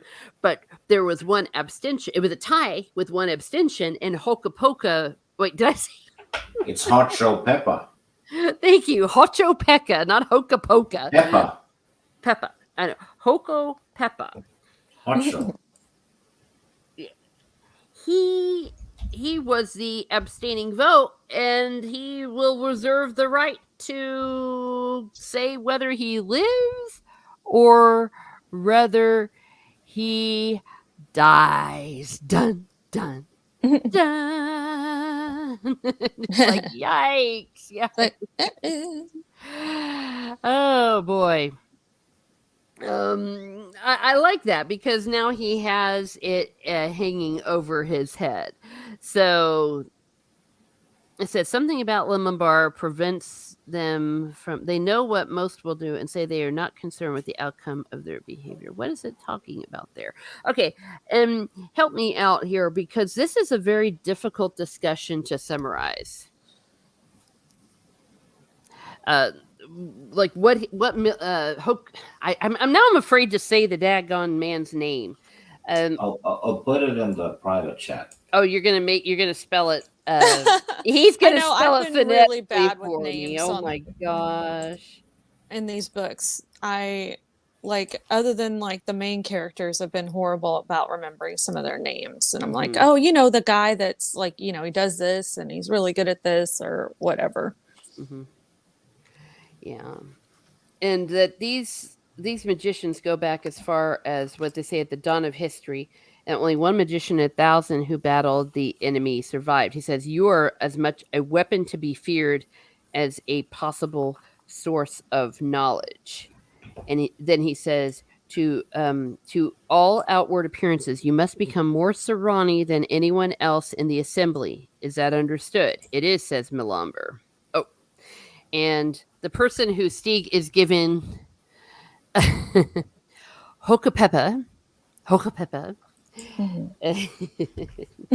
he says, poured another cup of hot chocolate each. Be especially wary of the warlord's pets, Elagar and Arogoran, and a reckless youngster named Tapek. Their master rankles at the progress of the war upon your former homeworld and is suspicious of the assembly. Oh, he also points out that the other magicians cannot read his mind, and they are afraid of that. And they are more than a few hints that they know that Pug is more Dangerous. powerful. Yeah, dangerous. Yeah. More possible than they can possibly imagine. I feel like, they're both nervous and excited, so they want to see where his power is going to go, but at the same time, they're afraid to see where it's going to go because his master tells him something to the effect like, are you going to be loyal to us? What happens if we fight your homeworld? What are you going to do? And so, they want to know what he can do for them, but at the same time, it's like, well, what if he, defects back? Or what if he, realizes that maybe we're using him and, and winds up turning on us? So I think those are valid questions, but at the same time, it's like, they want to continue to develop his skills. So it's like, well, it's a catch-22. Do you want him to be more powerful, or are you going to try to hold him back so, he doesn't turn it on you? So I thought that was a really interesting conversation that they had. Mm-hmm. Yeah. And Milamber says, aka Pug, the path of power is a path of turns within turns. And Hokopepa goes, that is Serrani. You learn quickly. I like it. And it says Pug Milamber grew into the fullness of his new position, learning the responsibility of his office. Many things were changed, but many things were unchanged. And he wants to be with Katala because he loves her. So, Yeah. and then this is the key that I was talking about the merging. That his time in the assembly brought forth his true identity, and this identity proved the key to his unusual master of the greater path of magic. The stuff that Colgan was doing was like the lesser. He was a being of both worlds bound together by the great rifts. And as long as they were bound together, he drew power from both, twice the power available to others of the black robe. And this knowledge revealed his true name. And the true name is something that no magician can ever reveal, because I guess it would give them power over him. And his real name is translated to one who stands between worlds. Yeah, I like that. I thought that was badass. Dun, dun, dun. But doesn't that also mean, like, he could, in theory, unite the two worlds? Because that's kind of where my brain went, is, maybe he could help to stop the fighting? I don't know. Interesting. I can't say anything. I'm not saying you're right. I'm just saying I can't say anything. That makes sense. No, I know. And I did think it was really sweet that, like, because whenever you first start, this chapter, it's like, well, so did he, since he was denied marriage to his, his lover, and he was taken away to this other camp or to this other sect of, slavery. did he get to still see Katala? So for me, this kind of validates, okay, well, they're still together. They're still, seeing each other when they can. And I thought that was really nice that he did not just have to leave her at the wayside. Wait, say that again. Like, because he still thinks of Katala, right? He Oh, still he still loves her. thinks of her, yeah, because he Yeah. can't see her. Yeah. Oh, okay. So I Yeah, I didn't was know gonna if say they were that's still you missed it. communicating or something. Because I was like, well, they must still be communicating in some sort of fashion, right? Or like sneaking out and maybe like seeing each other every once in a while. It's kind of where my brain went with this. I could be wrong. You are. Okay. That's wishful thinking. No, Okay. when he's thinking of her, he's longing for her, and he's still in love with her. But yeah, it never says that he actually has to see her. And it's been 4 years. It's been 4 years since he was like in that weird state. And no, he was not able to be in touch with her at all. But he still loves her. Okay. Yeah. That's where I got a little, I guess, confused on that because I was like, oh, okay. So he still is with Katala and, they're still thriving, so to speak. But No. I guess not. Sad face. Sad face. Yeah, I know. I usually I don't jump in and correct you, but yeah, you're wrong. But yeah, that's what makes it so sad. Yeah. But also remember the magicians, or these great ones, even though it is permitted to marry, it's still not like considered a cool thing. And as we learned, that they have to give up their children once they come of age, so it's really not. It's not family friendly. Yeah, absolutely. And I found that that was kind of sad as far as the slavery thing goes, but at the same time, it's like, I don't really think it's fair that you can tell somebody that they can't be with who they love. But, like I was telling Steve while you were momentarily out, I feel like, even though this world has some redeeming qualities, they're not quite as civilized or as, or maybe too civilized. Mm-hmm. Well, but are they too civilized if they still have slavery and they're not permitting people to be with the people that they love?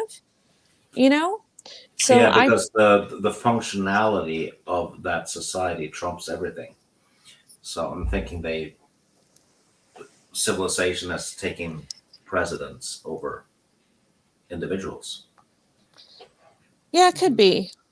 It's just, there are some things where it's like, well, this is kind of backwards, or, well, that's not really fair, or, that kind of sucks. It's basically that they've gone so far forward, they've gone backwards. And you could be right. Because, yeah, there are a lot of, redeeming qualities about these people, but there are some things where it's like, wow, this is not cool. I wouldn't want to live this way, so. Yeah. But let me turn that a bit on its head.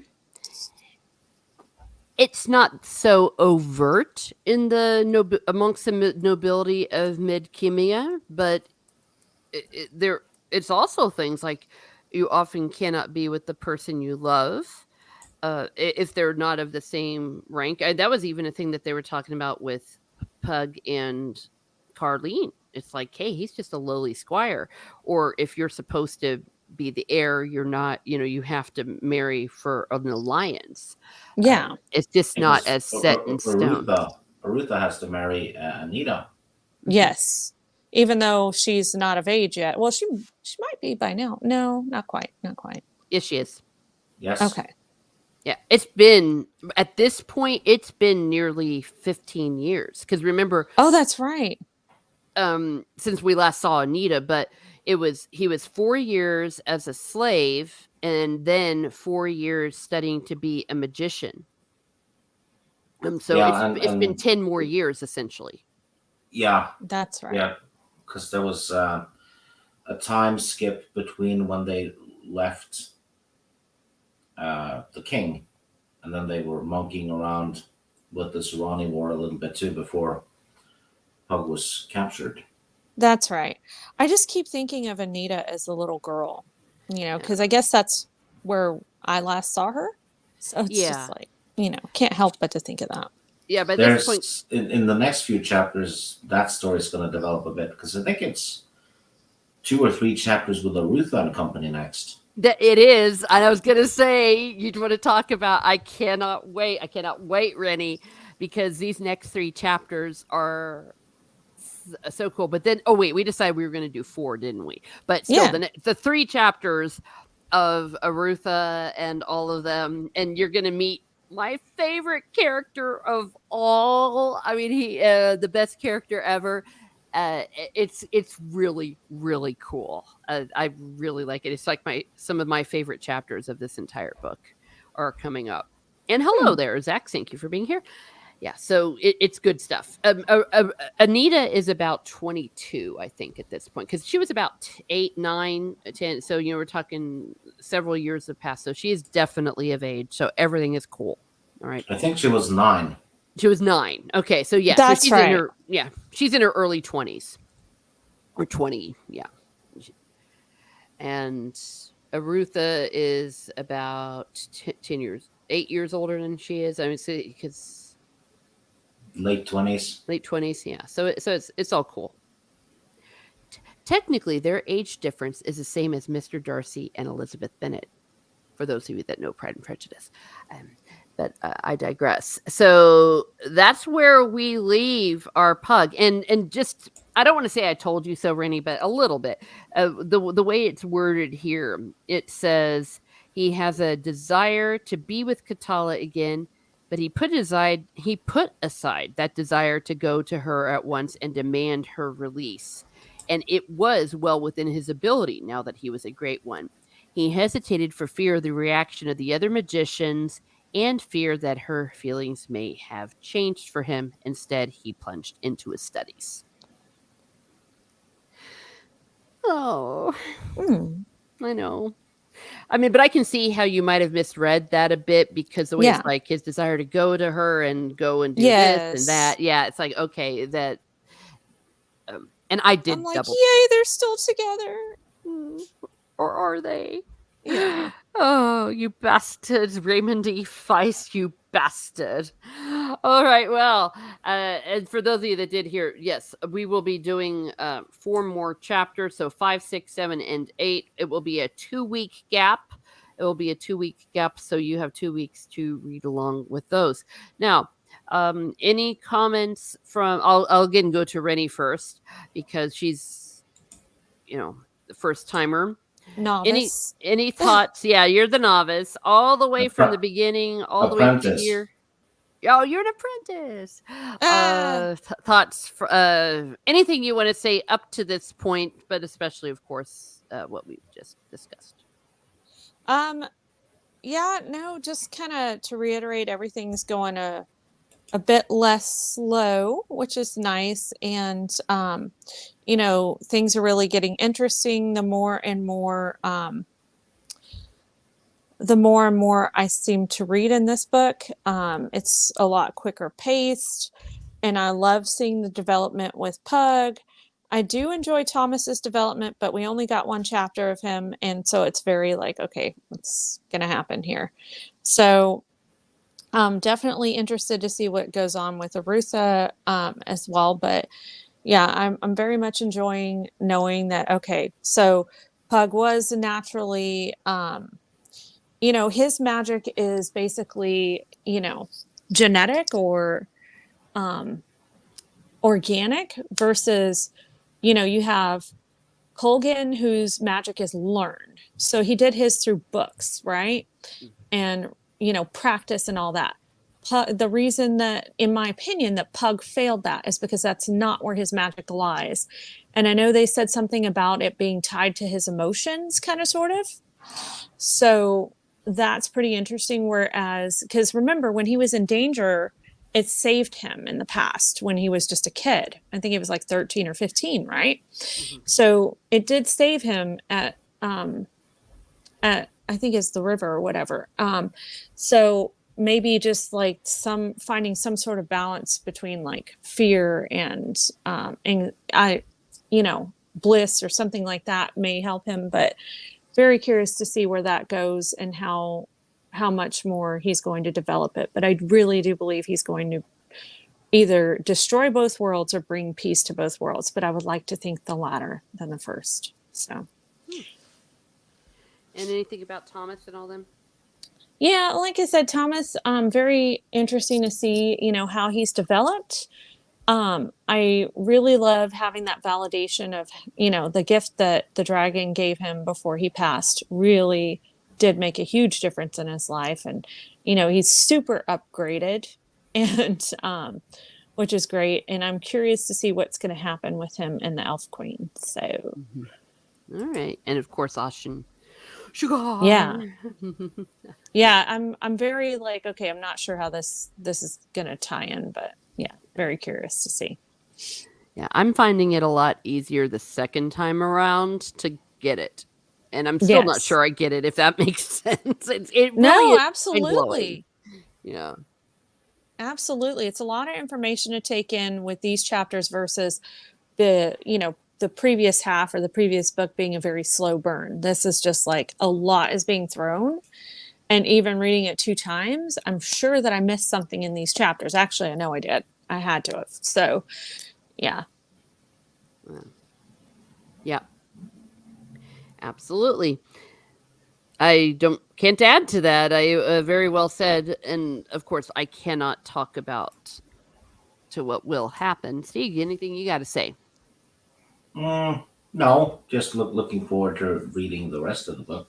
Mm-hmm. It's fun to revisit it. I haven't read it since, well, probably the late 90s. I'd like to think 96 or 97.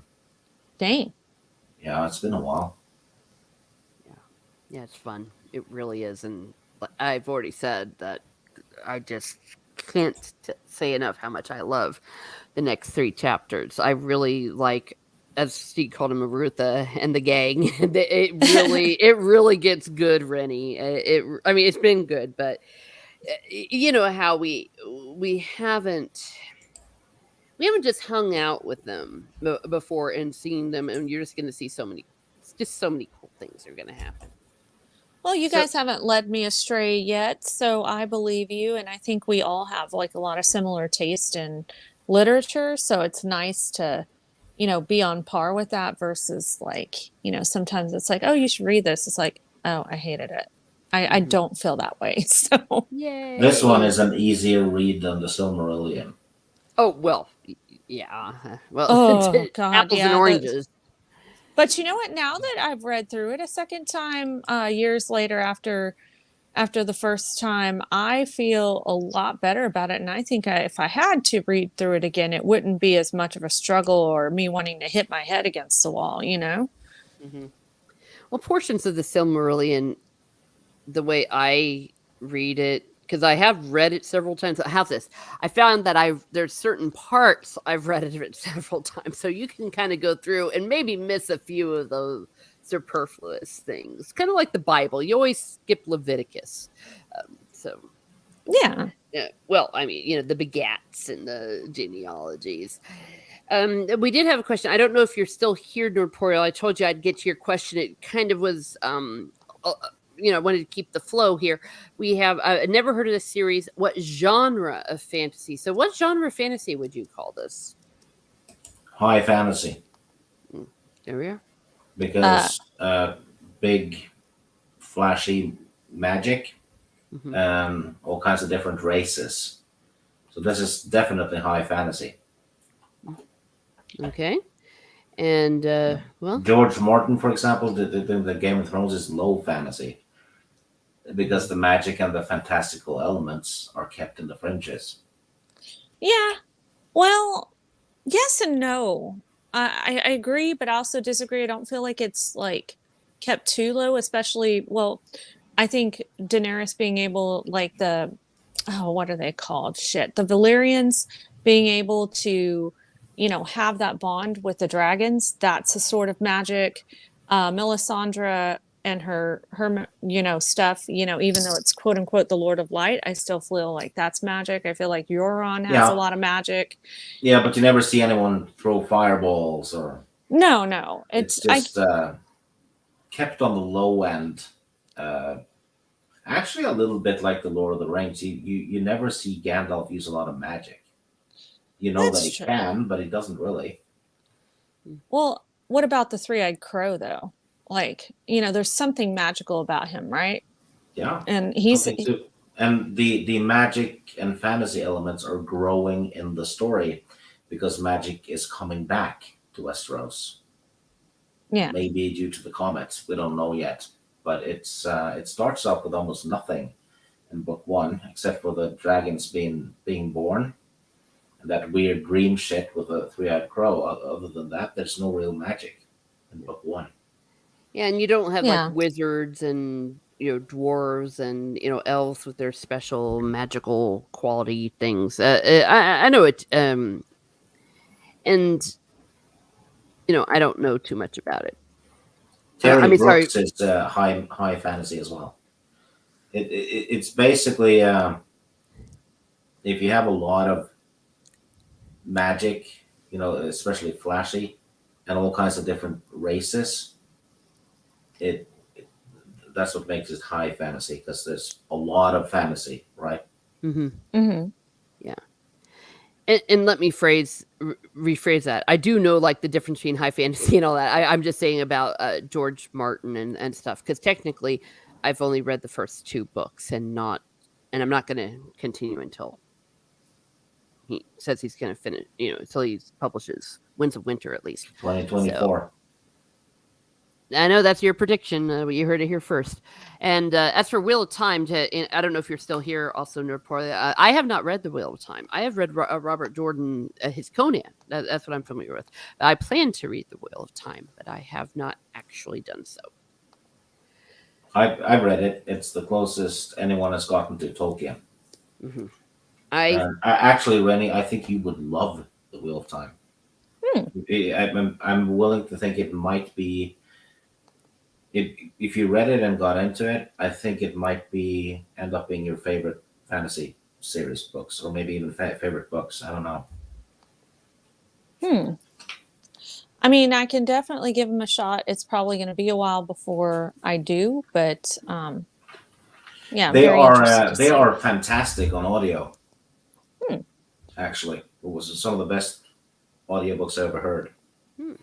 Yeah. But That's good to hear. it's 14 bricks though. You took the words out of my mouth, Steve. I'm thinking it's quite the commitment to get Yeah. into the Wheel of Time. The thing is, if books are really well written, you don't want to put them down anyway. So it doesn't really matter. Actually, the longer the better if it's like that. Yeah. And I could not put those books down. I was plowing through them when I started. So, Yeah. I have but read. it's finished. Hmm. So Yeah. you don't have to wait for the next book or anything. Just avoid the TV show Yeah. at all costs. Yeah. I've heard that it's going to suck. It's like And what they it did sucks. with it's like what they did with the Terry Brooks thing. It's just in name only. Yeah, and the books are ridiculously easy to find because I think they sold about 90 million copies. Yeah. So Wow. thrift stores and stuff, you'll have no problems finding them. But get them with the original covers though, because they have really good covers. Yeah. I was gonna say, Rennie, every time I go to Half Price, it's just shelves of the Wheel of Time. And unlike somebody who remembered stupid George R. R. Martin, who's like, I'm not going to let anyone else finish it, that Robert Jordan became terminally ill and was unable to finish it because he died and he knew he wasn't going to be able to. And so he left behind notes and all sorts of stuff and with his wife and the editor, who was also his editor, rather. And they chose after his death she chose an author to complete it. That was his wish, that it would be done for the sake of his story and for his fans. So Robert Jordan, mad respect, and he had a good excuse for not finishing it. He died.